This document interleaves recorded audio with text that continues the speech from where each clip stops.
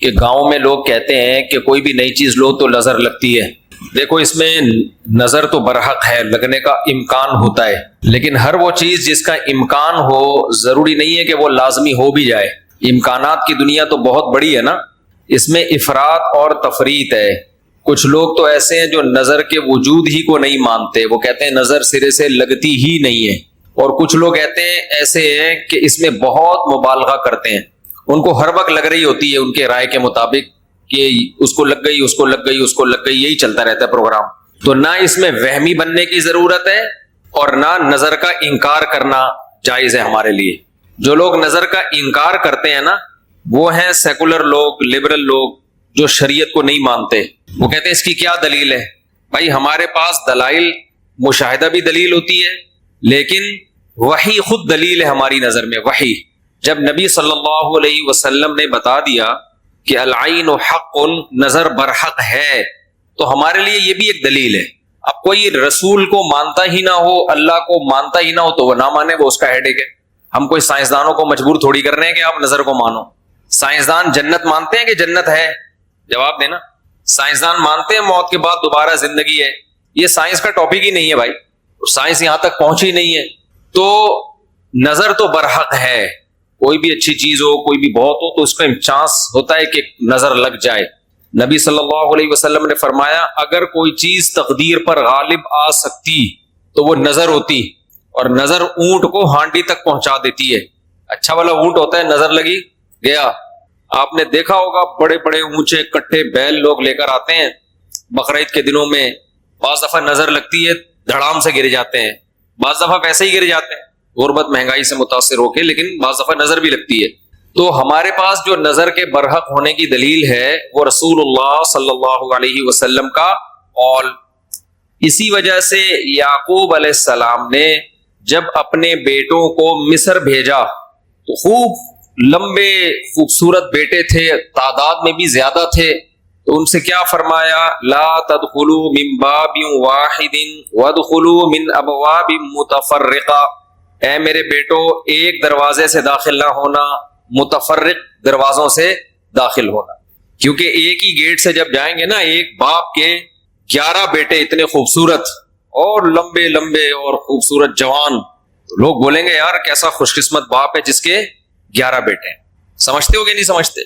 آج کل تو فیملی پلاننگ نے نظر کا چانس ہی ختم کر دیا. 2 بچے ہوتے ہیں وہ بھی اچھے نہیں ہوتے. تو یہاں قرآن سے بھی ہمیں، حدیثوں سے بھی پتہ چلتا ہے کہ امکان ہے.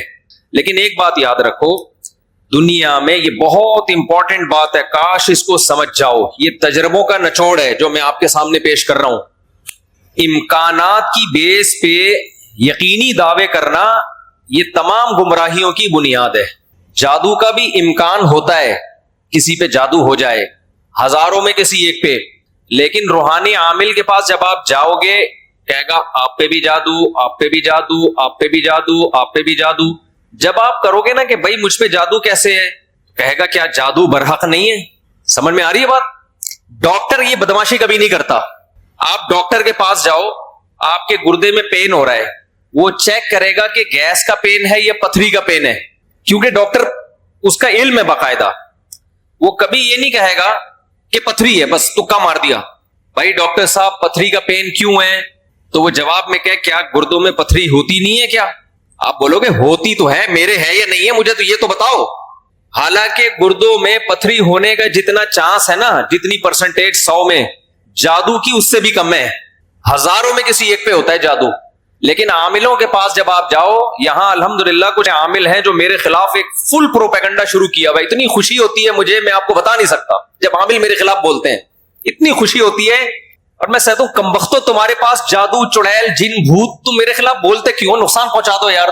تو اس سے ان کا کمزور ہونا اور ثابت ہو جاتا ہے کہ ان تلوں میں تیل نہیں ہے. خیر میں نظر کے موضوع کو مکمل کروں، کیونکہ روحانی عاملوں کی بات آتی ہے تو مجھے ان کے خلاف بولنے میں ایسا خون بڑھتا ہے، میرا ایک دم جوش میں آ جاتا ہوں. ایسا لگتا ہے کچھ نہیں بھی کھایا ہو پاور آ جاتی ہے باڈی میں.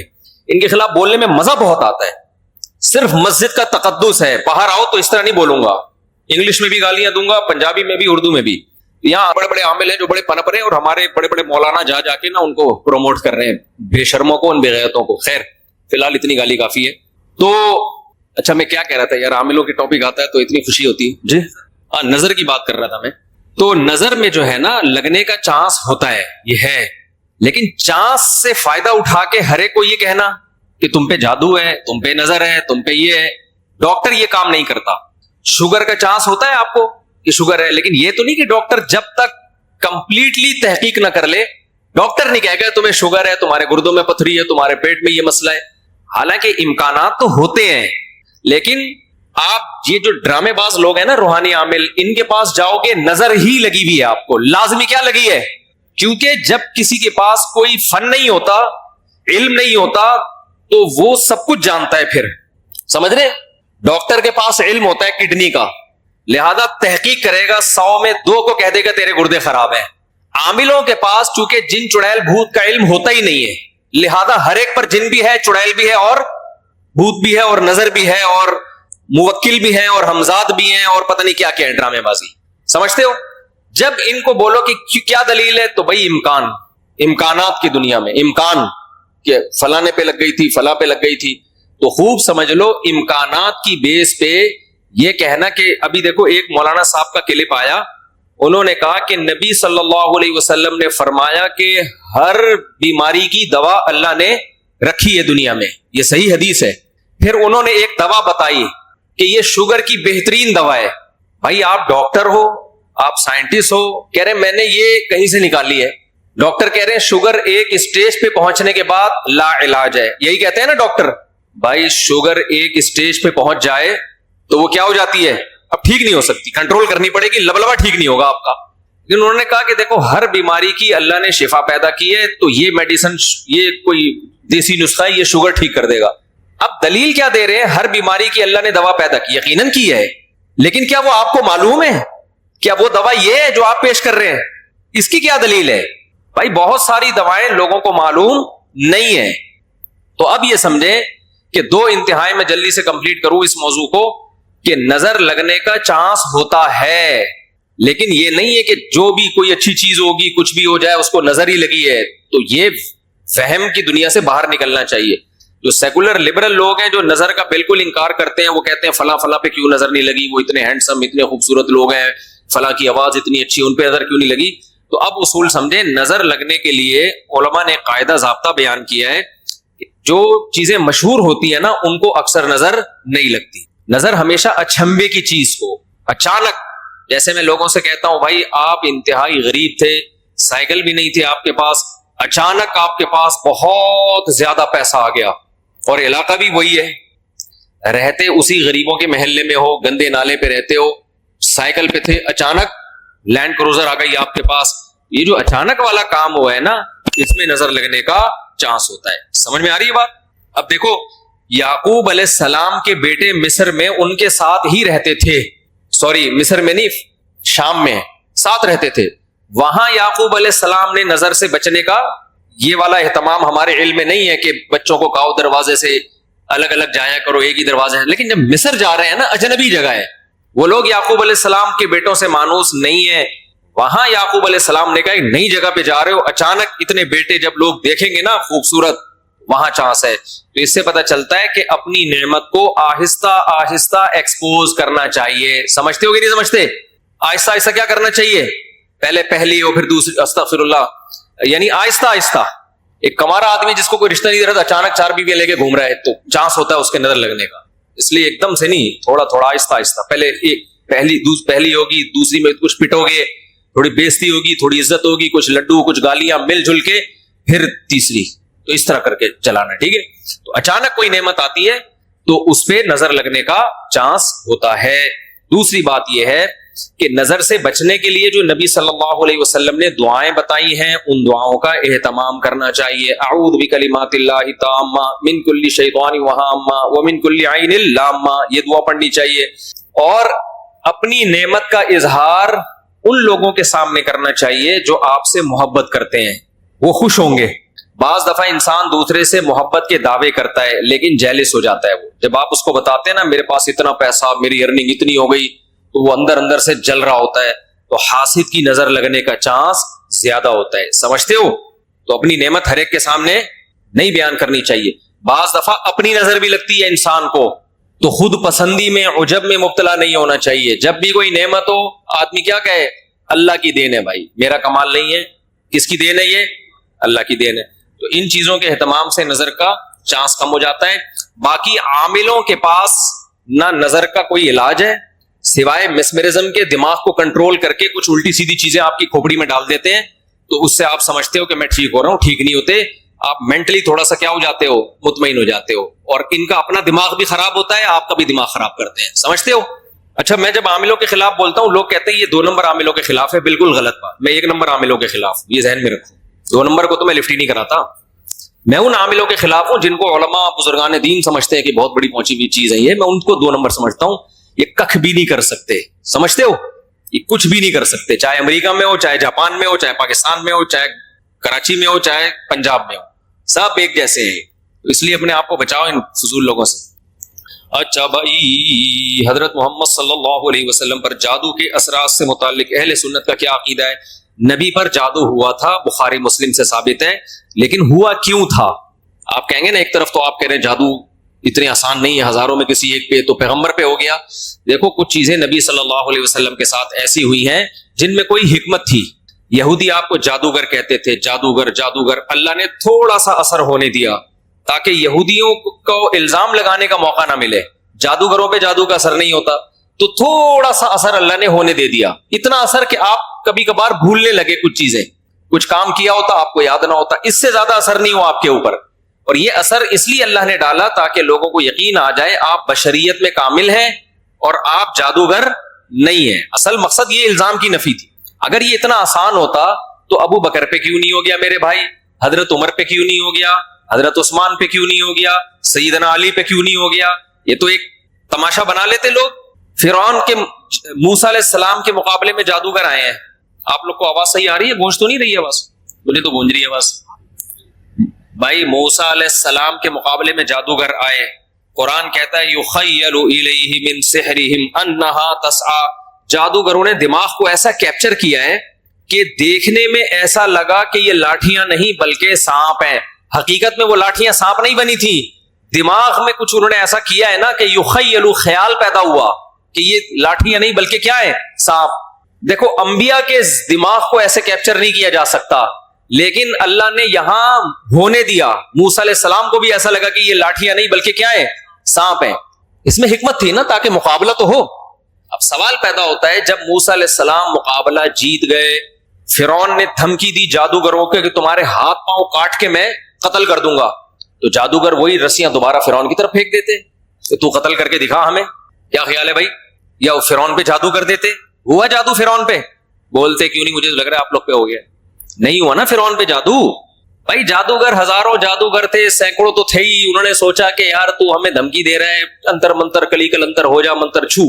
یوں کرتے فرعون ٹیڑھا ہو جاتا. فرعون کی ساس کو کچھ چیزیں سکھا دیتے. کیا خیال ہے؟ جٹھانی فرعون کی زوجہ جو تھی حضرت آسیہ رضی اللہ عنہا, ان کو کہہ دیتے کہ تم اپنی ساس سے کچھ کروا دو یا جٹھانی سے, وغیرہ وغیرہ جو بھی ہے. تو ایسا نہیں ہوتا بھائی. فرعون نے دھمکی دی اور ہاتھ پاؤں کاٹ کے ان سب کو شہید کر دیا. کچھ بھی نہیں ہو سکا. ایسا نہیں ہوتا. جادوگروں کو ایک ماحول چاہیے, اسی میں وہ سب کچھ کرتے ہیں. تو یہ ہم سے زیادہ کمزور ہوتے ہیں, ان سے ڈرنے کی بالکل ضرورت نہیں ہے. دنیا میں سب سے کم اگر ڈرو نا تو عاملوں سے اور جادوگروں سے سب سے کم ڈرا کرو. جیسے کہ پولیس والے ان سے بالکل بھی نہیں ڈرتے. اکثر آپ نے دیکھا ہوگا ریڈ پڑتی ہے نا پولیس والوں کی عاملوں کے پاس, تو پولیس والے جاتے ہیں, پولیس میں جو گٹکا کھانے والا ہے نا وہ اٹھا کے لے آتا ہے عامل کو, کھانے میں بند کر دیتا ہے. عامل اس کا کچھ بھی نہیں بگاڑ سکتا. سوچو جو عامل ایک گٹکا کھانے والے پولیس والے کے سامنے کچھ نہیں کر سکتا, وہ اس عامل کی پوری ٹیم کو اٹھا کے لاک اپ کر دیتے ہیں یہ لوگ. وہ سنگدل محبوب تمہارے قدموں میں کہاں سے لا سکتا ہے؟ وہ سنگدل محبوب تمہارے قدموں میں کہاں سے لا سکتا ہے؟ یہ دنیا کے سب سے کمزور, سب سے ضعیف قوم روحانی عامل ہوتے ہیں, لیکن دماغ کا کھیل ہے سارا. لوگ ان سے ڈر رہے ہوتے ہیں. نہیں ڈرو تو آپ طاقتور ہو. سمجھتے ہو؟ آج مجھے ایسا لگ رہا ہے گلوکوز کی 3 بوتلیں چڑھا لی میں نے, اور عاملوں کے خلاف بولتا ہوں اتنی, کیونکہ عامل میرے خلاف بہت سرگرم ہو گئے ہیں آج کل. ابھی علماء کا ایک وفد گیا کسی عامل کے پاس, وہ وفد پہلے میرے پاس آیا, گپ شپ ہوئی, بیٹھے, میں نے ان کو رات کو کھانے کی دعوت دی. انہوں نے کسی سے ملنے جا رہے تھے, مجھے نہیں پتا کسی عامل کے پاس گئے. اس عامل نے میرے خلاف اتنا بولا کہ انہوں نے میری دعوت ہی کینسل کر دی. کہ یار یہ مفتی صاحب تو 2 نمبر ہے معاذ اللہ, انہوں نے اپنی طرف سے اس عامل کی باتوں میں آ کے. تو جب انہوں نے کسی نے مجھے بتایا, میں نے کہا اچھا ہے, اللہ نے تمہاری قسمت میں یہ عامل رکھے ہوئے ہیں, تم جیسے فضول لوگوں سے اللہ نے مجھے نجات دے دی, تاکہ میرا کھانا تمیز والے عقل مند لوگ کھائیں. جو عاملوں سے متاثر ہو تو اس بیچارے کا مینٹل لیول کیا ہوگا آپ سوچو. میں نے کہا ہمیں ایسے مولویوں کی بالکل بھی ضرورت نہیں ہے جن کا مینٹل لیول یہ ہے کہ چڑیل بھوت بھگانے والوں سے متاثر ہو کے آتے ہیں. یہ تو مینٹل لیول ہے آپ کا, دلائل سے کے بجائے ان لوگوں سے متاثر ہوتے ہیں. اچھا بھائی مفتی صاحب ہم 6 بھائی ہیں, ہمارا ایک پلاٹ ہے 5 مرلے کا, وہ ہماری والدہ کے نام ہے جو کہ انتقال کر چکی ہیں. اس پلاٹ میں بہن بھائیوں کے درمیان حصہ کیا ہوگا؟ والدہ کا پلاٹ تھا تو 6 بہن بھائی ہیں. ابے بہنیں کتنی؟ اچھا 6 بہن بھائی ہیں تو مجھے کیا پتا بھائی کتنے بہنیں کتنی ہیں. بھائی کا حصہ دگنا ہوتا ہے نا بہن کی نسبت. تو پہلے یہ بتاؤ گے تو کتنے بھائی کتنی بہنیں تو میں بتا سکتا ہوں. دوسرا والدہ کا انتقال ہو گیا تو اگر والد کا پہلے انتقال ہوا تھا تو والد کا حصہ نہیں ہے اس میں, اور پھر والدہ کے والدین حیات ہیں یا نہیں ہے, یہ ساری ڈیٹیل پتہ چلے گی تو بتا سکتا ہوں. تو استاد جی اگر بندے کو پتا ہو کہ میں اپنے بچے کو چھوٹے بچے کو کسی خاتون کا دودھ پلا رہا ہوں تو کیا صورت میں مارکیٹ سے خرید کے پلانا جائز ہے؟ بھائی اس کو پروموٹ ہی نہیں کرنا چاہیے مارکیٹ سے دودھ خریدنے کو. اس میں کس قدر شک پیدا ہو جائے گا, ہمیں کیا پتا کہ ڈبے میں کس کا دودھ ہے. یہ بہت بڑے مسائل ہیں اس چیز کو پروموٹ نہ کریں. یہ انسان ہے, کوئی یہ گائے بھینسیں نہیں ہے کہ ان کا دودھ اس طرح سے ڈبوں میں بکنا شروع ہو جائے. اور کچھ چیزیں ہمارے ہاں پہلے سے فرض کر لی جاتی ہیں. اب یہ فرض کر لیا گیا کہ بچے اتنے پیدا ہو رہے ہیں, خوراک کے ذخیرے ختم ہو رہے ہیں, تو اس لیے پیکنگ کا دودھ ہمیں چاہیے. ماؤں کی پیکنگ کا دودھ, ماؤں کے یہ دودھ کی پیکنگ, سوری ایسے نہیں ماں پیک کر کے اس کا دودھ, ماں کے دودھ کی پیکنگ. تو کچھ چیزیں فرض کر لی گئی ہیں تو وہ خامخواہ میں فرض کر لی گئی ہیں. تو غیر مسلم کا تو کوئی اخلاقی اصول اور آداب ہے ہی نہیں, وہ تو جب چاہے گا جو چاہے کر لے گا. اس کی میں آپ کو ایک آسان مثال دوں. کراچی میں سمندر میں اتنی فش پیدا ہوتی ہے کہ ہم جب بھی فشری گئے ہیں یا مچھلی کھانے کا ہم نے ارادہ کیا ہے, انتہائی سستے داموں بہت بڑی بڑی مچھلی کی لاٹ ہم اٹھا کے لے آتے ہیں. ایسا ہے کہ نہیں ہے؟ لیکن جو کاروباری لوگ ہیں نا, سرمایہ دار لوگ, انہوں نے کہا آپ کا پروفٹ اور زیادہ ہونا چاہیے, تو مچھلیوں کی فارمنگ شروع کر دی انہوں نے. ہمارے سامنے یہ کام ہوا ہے. مچھلیوں کا قحط کبھی بھی نہیں پڑا کراچی میں, مچھلی اور بہت سستے ریٹ پہ. لیکن تاجر نے کیا کیا کہ اور کم خرچے میں زیادہ پروڈکٹ کیسے, تو فشنگ کی فارمنگ شروع ہو گئی. ایسا ہوتا ہے کہ نہیں ہوتا؟ اب جب فارمنگ ہو رہی ہے تو اب لوگ آہستہ آہستہ کس پہ آ رہے ہیں؟ فارمنگ پر. وہ جو مچھیرا جاتا تھا سمندر میں اتنا لمبا چوڑا چکر لگا کے, اس نے کہا ابے ادھر سے خرید کے ادھر بیچو, بہت سستے میں ٹھیک ٹھاک پروفٹ ہے. اب جب آہستہ آہستہ تاجر لوگ اس فارمی مچھلی پہ آ جائیں گے تو سمندر میں مچھلی نکالنا کم, پھر لوگوں کے ذہن پہ ایک بھوت سوار ہو جائے گا, ایک پروپیگنڈا ہوگا کہ یار آبادی اصل میں اتنی بڑھ گئی ہے کہ اب سمندر کی مچھلی ہمارے لیے کافی نہیں ہے. تو کچھ چیزیں ایسی ہیں جو ہم پہلے خود بخود فرض کرتے ہیں, ان فرضی چیزوں کی بیس پہ ہم کام شروع کرتے ہیں, پھر ہم اس پہ ڈیپینڈ کرنا شروع کر دیتے ہیں. پھر ہم کہتے ہیں یار اگر یہ فارمی مچھلی بند ہو جائے تو اتنی آبادی کو کون مچھلی کھلائے گا, حالانکہ اب تک سمندر کھلا رہا تھا. صحیح ہے نا؟ تو یہ سرمایہ دار کی ہوس ہوتی ہے. تو اسی طرح اب تک جتنے بچے پیدا ہو رہے ہیں وافر مقدار میں ماؤں کا دودھ ان کو مل رہا ہے, جن کو ماں کا نہیں ملتا بازار میں ڈبے کا مل جاتا ہے. ایسا کوئی ہمارے ملک میں قحط نہیں پڑا ہے. لیکن ایک چیز کو فرضی طور پہ کر کے وہ ڈبوں کا دودھ, ڈبوں کا ماؤں کا دودھ بھی جو ہے نا وہ پیک ہونا چاہیے, یہ ہونا, تو آہستہ آہستہ لوگ اس پہ ڈیپینڈ کرنا شروع کر دیں گے. تو نتیجہ یہی نکلے گا کہ لوگ کہیں گے یار دیکھو اگر اتنی آبادی ہے, اگر یہ نہ ہوتا. بھائی آبادی جو ہوتی ہے نا, بچے ایک دم آسمان سے تھوڑی گرتے ہیں, ماں جنتی ہے نا بچے کو. تو قدرت نے ایک سسٹم لگایا ہوا ہے کہ جب بھی بچہ پیدا ہوگا ماں کی چھاتیوں میں دودھ پیدا ہوگا. 100 میں کوئی 1-2 ہیں جن کے نہیں ہوتا, تو 1-2 کے تو پھر دائی پلا دے ان کو, بیسیوں ان کے اور آلٹرنیٹ موجود ہیں. تو غیر مسلموں کے لیے نسب کی حفاظت کی کوئی ویلیو نہیں ہے ہماری نظر میں. بھائی نسب یا رشتہ, خونی رشتہ, اس کی حفاظت بہت ضروری ہے. اس لیے اس چیز کو ہم اس کی حوصلہ شکنی کرتے ہیں, اس کی حوصلہ افزائی ٹھیک نہیں ہے. اگر کسی مسجد میں 5 وقت کی نماز جماعت کے ساتھ نہیں ہوتی تو ایسی مسجد میں جمعہ کی نماز ہوتی ہے. کہ جمعے کی نماز کے لیے یہ ضروری ہے کہ شہر ہو, شہروں میں نماز ہوتی ہے جمعے کی, گاؤں میں نہیں ہوتی. باقی مسجد ضروری نہیں ہے اس کے لیے. بے شک 5 وقت کی نمازیں نہ ہوتی ہیں تو بھی جمعے کی نماز ہو سکتی ہے. عقیقہ بکری کے علاوہ بڑے جانور میں قربانی کی عقیقہ کر سکتے ہیں. بقرعید کے جانور میں آپ قربانی کے حصے کے ساتھ ساتھ عقیقے کا حصہ بھی ڈال سکتے ہیں.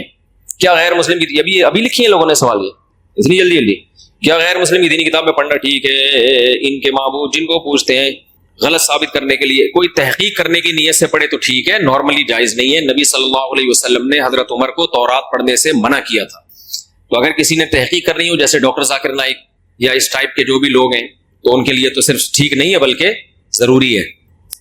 اچھا بھائی، ایک آدمی نے قسم کھائی اگر میں نے اس گاڑی کو اسٹارٹ کیا تو میں نبی کا امتی نہیں ہوں، پھر اس نے گاڑی اسٹارٹ کر کے چلا دی تو قسم کا کفارہ دینا پڑے گا اس کو، اور یہ ایسی فضول قسمیں نہیں اٹھایا کریں۔ اپنا کوئی پوشیدہ گناہ کسی شیخ پر ظاہر کرے یا اللہ تعالیٰ سے معافی مانگے۔ اگر ایک دفعہ گناہ ہوا ہے تو شیخ کو نہ بتائے، چھپ کے اللہ سے توبہ کر کے اس کو بھول جائے بس۔ دوبارہ ہو گیا تو بھی شیخ کو نہ بتائے۔ تیسری دفعہ ہو گیا اس کا مطلب اب لت پڑ گئی ہے، اب اس کو چاہیے کہ شیخ کو بتائے بھائی مجھ سے بار بار ایک گناہ ہو رہا ہے، کیونکہ بہت زیادہ پھر ہونے کے بعد لت پڑ جاتی ہے، پھر چھوٹتا نہیں ہے۔ قاری عبد القیوم قاسمی میرٹھ سے تشریف لائے ہیں، ملاقات ممکن ہے انڈیا سے تشریف لائے ہیں انشاءاللہ، صلو علی الحبیب۔ نکاح کے بعد اور رخصتی سے پہلے بیوی سے بات کرنا شریک کے بعد جائز ہے کہ بعد میں تجربات کیا ہو سکتے ہیں؟ جن لوگوں نے اچھا نکاح کے بعد رخصتی سے پہلے یا نکاح سے پہلے، جب بھی آپ رخصتی سے پہلے کسی سے فری ہو گئے تو سمجھو رخصتی کے بعد 99% چانس ہے اس رشتے کا بیڑا غرق ہوگا۔ نہیں ہے بات سمجھ میں؟ کسی سے منگنی ہو گئی یا نکاح ہو گیا، فری مت ہو۔ یہ بزرگوں کے تجربے ہیں، ویسے بزرگ یہ کام کرتے نہیں ہیں لیکن ایک تجربے ان کے بہرحال لوگوں کو دیکھ دیکھ کے بہت ہے کہ کسی بھی لڑکی سے آپ رخصتی سے پہلے فری ہو گئے یا نکاح سے پہلے فری ہو گئے، جتنا فری ہوں گے شادی کے بعد اتنا نہیں فری ہوں گے، یہ رشتہ ٹوٹنے کا چانس اتنا زیادہ بڑھ جائے، اس لیے رخصتی کے بعد ہی فری ہوا کرو بیگم سے۔ اور سناؤ کیا حال ہے بیگم، سب سیٹ چل رہے ہیں مارکیٹ میں؟ یہ سب رخصتی کے بعد، اس سے پہلے نہیں ہو۔ کلیت الشریعہ کا فلور آپ کی قدم بوسی کے لیے منتظر ہے لیکن آپ نہیں آ رہے، خصوصاً کلیہ کا گھنٹہ ہے بھائی، انشاءاللہ آئیں گے۔ حسد اور بغض سے کیسے بچے، اس میں کیا فرق ہے؟ حسد اور بغض آپ یہ انسان میں ہوتا ہے، بغض بھی پیدا ہو جاتا ہے کسی سے، ذاتی نفرت، اور حسد بھی۔ تو حسد کا علاج تو یہ ہے، یہ سوچنا چاہیے بھائی میرے جلنے سے اس کا ہوگا کچھ بھی نہیں، میں ہی جل جل کے کالا ہو جاؤں گا، اس کا کوئی نقصان نہیں۔ نمبر 2، اللہ کی تقدیر۔ جو آدمی کسی کی نعمت کو دیکھ کے حسد کرتا ہے اس کا مطلب وہ اللہ کی تقدیر پہ اعتراض۔ یہودی جو نبی پر ایمان نہیں لاتے تھے حسد اور جیلسی کی وجہ سے کہ قریشیوں میں عربیوں میں نبی کیوں آ گیا، نبی تو ہماری نسلوں میں آیا کرتے تھے، ہم ان کو کیوں مانے؟ تو اللہ نے کیا فرمایا؟ اہم یقسمون رحمت ربک، بھائی میں فیصلہ کروں گا کس کو نبوت ملنی ہے کس کو نہیں ملنی۔ پھر اللہ نے مثال دی دولت کی کہ دولت تمہاری مرضی پہ میں لوگوں کو نہیں دیتا، تم سمجھتے ہو کہ اس کے پاس دولت نہیں ہونی چاہیے، میں دے دیتا ہوں بہت زیادہ، تم کہتے ہو فلاں کے پاس ہونی چاہیے، اس کے پاس کھانے کو روٹی بھی نہیں ہوتی۔ تو جب دولت جو کم درجے کی چیز ہے وہ میری مرضی پہ ملتی ہے تو نبوت تو بہت اعلیٰ چیز ہے، وہ تمہارے مشورے پہ تھوڑی کسی کو ملے گی۔ تو جس آدمی کو کسی میں نعمت دیکھ کے جلن پیدا ہوتی ہے وہ اصل میں اعتراض کس پہ کر رہا ہوتا ہے؟ اللہ پہ، کہ اللہ مجھ سے مشورہ لے لینا چاہیے تھا معاذ اللہ کہ اس کو یہ نعمت ملنی چاہیے کہ نہیں۔ جس کو جو نعمت مل گئی، شہرت ہے، خوبصورتی ہے، دولت ہے، علم ہے، عزت ہے، کچھ بھی ہے، تو آپ بولو بھائی کس کی دین ہے؟ اللہ کی دین۔ یہ کتنی باتیں ہو گئی؟ 2 باتیں۔ تیسری بات یہ سوچ لینا چاہیے بھائی یہ عزت ہے، دولت ہے، شہرت ہے عارضی۔ اب دیکھو آپ چڈی بنیان میں گھوم رہے تھے، دھوتی بنیان میں، آپ کے دوست 3 پیس سوٹ اور ٹائی میں گھوم رہے، بڑا زبردست، آپ کو تھوڑی دیر کے لیے حسد ہوگا یار یہ کیا ہے، لیکن اگر پتا چل جائے کہ یہ غفار بھائی نے اس کو تھوڑی دیر کے لیے پہننے کے لیے دی ہے، تھوڑی دیر میں غفار بھائی اس سے سوٹ بھی لے لیں گے، ٹائی بھی لے لیں گے، پینٹ بھی لے لیں گے، اور وہی دھوتی بنیان میں ہی گھومے گا، اب حسد ہوگا آپ کو؟ نہیں ہوگا نا، ابے بھیک میں ملی ہوئی ہے، تھوڑی دیر کے لیے کسی نے دیا ہوا ہے۔ تو یہ سوچا کرو، غریب آدمی کو چاہیے یہ سوچا کرے جس کے پاس دولت ہے ابے تھوڑے دن کی کہانی ہے، یہ بھی پھٹے پہ لیٹا ہوا ہوگا، ہم بھی پھٹے پہ لیٹے ہوئے ہوں گے، یہ بھی قبر کے اندر ہوگا، ہم بھی قبر کے اندر، جتنے کیڑے ہماری لاش پہ اس پہ کم وقت پہ اس سے زیادہ ہی کیڑے ہوں گے، کم نہیں ہوں گے، کیونکہ زیادہ کھایا ہے اس نے۔ دولت مند آدمی جو پھوڑتا پھاڑتا ہے نا پیزے ویزے بہت، تو اس میں کیڑے جلدی بھی آتے ہیں اور زیادہ بھی، کیڑے زیادہ انجوائے کرتے ہیں پیزے والے کی لاش کو، غریب کے پاس پیزے کے پیسے نہیں ہوتے۔ تو اس لیے یہ سوچ کے صبر کیا کرو بھائی کہاں پہنچ جائے، اتنی عزت کی بلندیوں پر، شہرت کی بلندیوں پر، دولت کی بلندی پر، لیٹنا پھٹے پہ ہی ہے، غسل کے جہاں غسل دیا جائے گا، اور پھر قبرستان کے اندر۔ تو تھوڑے دن کی نعمتیں کسی کو مل گئی اس پہ جیلسی، یہ کیوں، تو اپنی بے وقوفی کی بات سمجھتے۔ اور ایک اور علاج اس کا یہ ہے کہ جس سے حسد ہونا اس کے لیے دعا کیا کرو، اے اللہ اس کو اور دے، تکلیف تو بہت ہوگی یہ دعا مانگتے ہوئے، بہت غصہ آئے گا کہ یار میں پہلے یہ کہہ رہا ہوں اس کو اتنی بڑی گاڑی مل گئی, میرے پاس رکشا ہے, ریڑھی ہے, یہ میرا دوست تھا اور آج گاڑیوں میں گھوم رہا ہے. تو دعا کیا کرو, اے اللہ اس کو اس جیسی ایک اور گاڑی اور دے. جب کسی کی تیسری شادی کا سنو, اے اللہ چوتھی بھی کرا دے اس کو. کیونکہ بہت لوگ اس سے بھی تپرے ہوتے ہیں کہ ہماری ایک نہیں ہو رہی, یہاں لوگ کرتے چلے جا رہے. ٹھیک ہے, تو جس کے لیے دل میں حسد کے جذبات ہوں اس کے لیے دعا کرنی چاہیے, اے اللہ اس کو اور دے.